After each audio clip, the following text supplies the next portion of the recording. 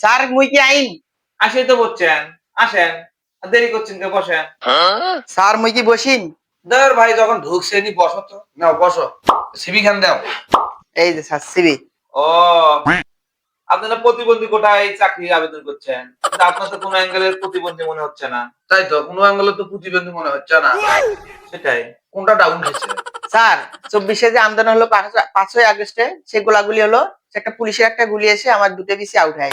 তাহলে আর কি স্যার, যেহেতু প্রতিবন্ধী কোটা হোক, তাহলে ভাই আপনার হলে চাকরি কনফার্ম। এখন আপনি এক কাম করবেন, অফিস টাইম 11টা, আপনি 12টার সময় কালকে এসে মনে করেন অফিস শুরু করবেন। স্যার অফিস হলো 11টায়, 12টায় আসতে বললো কেন? ভাই কথাটা বোঝেন নাই? মনে করেন আমরা আসি 11টার দিকে, আধা ঘন্টা চা বিস্কুট যেটা সেটা করি, আধা ঘন্টা বিচি চুলবে।